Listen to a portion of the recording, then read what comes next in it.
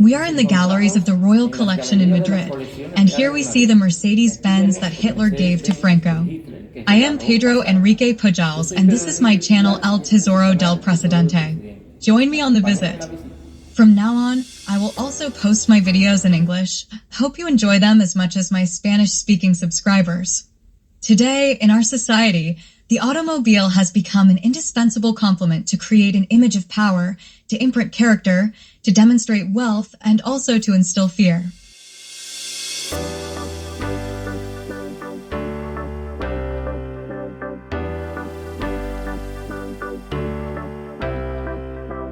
Adolf Hitler, the Nazi dictator, was passionate about cars, although ironically he never got his driver's license. He loved to keep up to date with automobile developments and personally supervised the models that arrived in the fleet of the Reich Chancellery. In this old documentary, we see him inaugurating a highway, of which he was a promoter. We see him aboard a Mercedes Benz that was his favorite brand.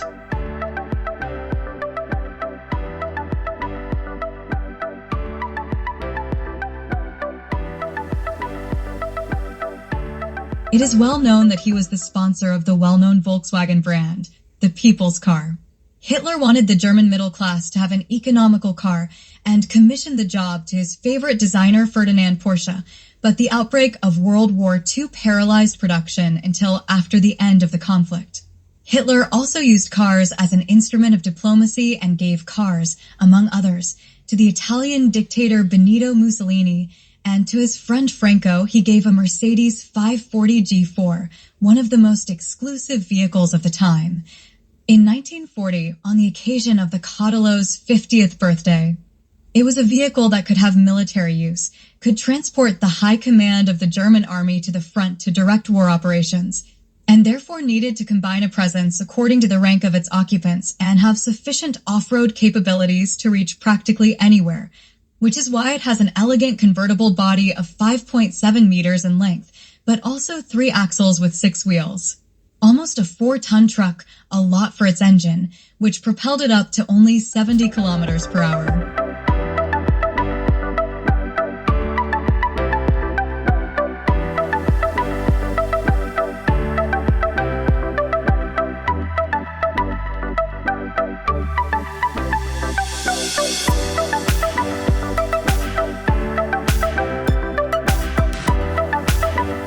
Here in this 360 degrees image available in the exhibition, we can see the interior of the car and feel as dictatorial as we want to board this imposing car.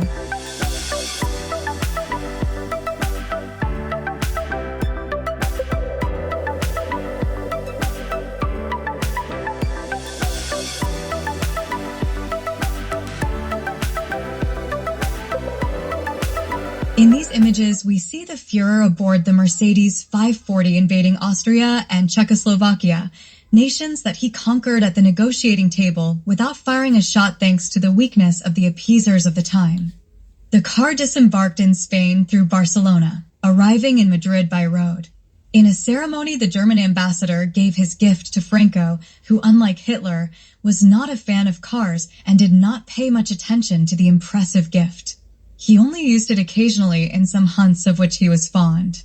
In addition, when it was seen that the Reich was going to lose the war, it was not very convenient to drive around in German cars, and the leader began to use American cars such as Cadillac, Buick, or British cars such as Rolls-Royce, much more politically correct than Mercedes cars. Of the 57 units of the Mercedes 540 manufactured, only 3 have survived. The others were destroyed in the war, but only the Mercedes that is in Spain is in totally original condition.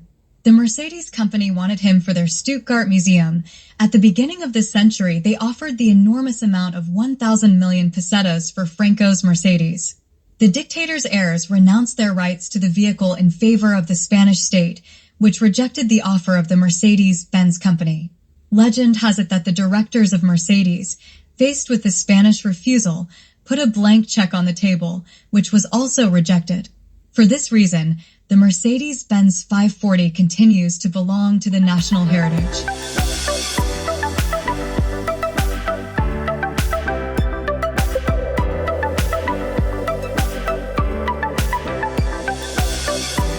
Then the German company offered to restore it at all costs as a gift to the Spanish royal family. The work was carried out with German meticulousness, and the task lasted 3 years. Not a single mechanical component, no matter how small, was left untouched, although the car was technically impeccable due to the little use that Franco gave it. The paint and the hood are still the originals. Mercedes copied it and manufactured a batch of 3 replicas equipped with diesel engines, which went up for auction in 2009 and sold for $9 million each. It is currently estimated that this car is worth around $25 million. In this exhibition, we can admire another luxury car of the Mercedes, the 770 model, known as the Grosser Mercedes, the Big Mercedes, a large, luxury car built from 1930 to 1943.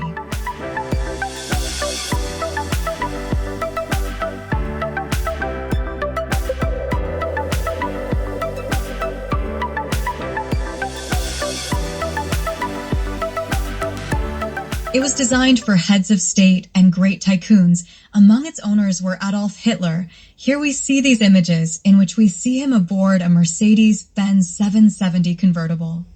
Other owners were senior officers of Nazi Germany before and during World War II, such as Marshal Goering, Himmler, and Heydrich. It was also used by emperors such as Hirohito and by Arab kings and Hindu Rajas, by popes and by dictators such as Salazar of Portugal and Franco of Spain. Here we see Hitler in his Grosser Mercedes. He had a base to climb and see himself taller than he really was.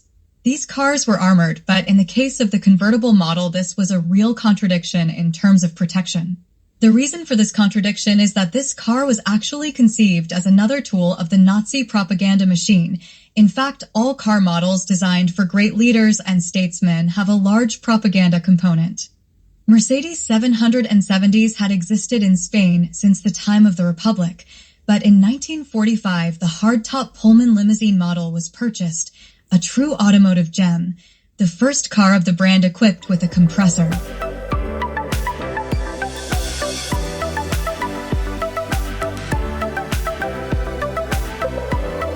Only 18 of this model, intended for royal and other leaders, were built.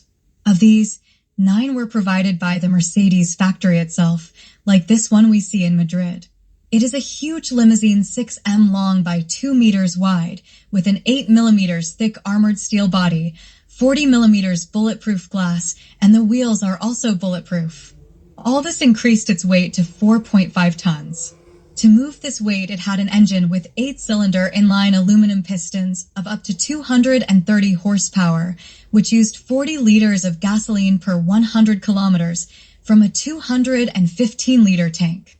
It had servo-assisted hydraulic brakes and adjustable lights, among other driving systems, very modern for the time.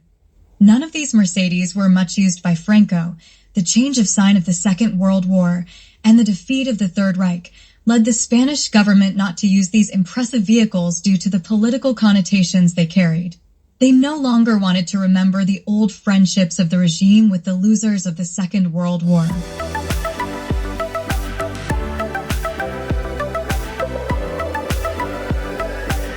Here ends today's video. If you liked it, please leave me a like, and don't forget to subscribe to the channel so you don't miss next installments. See you later!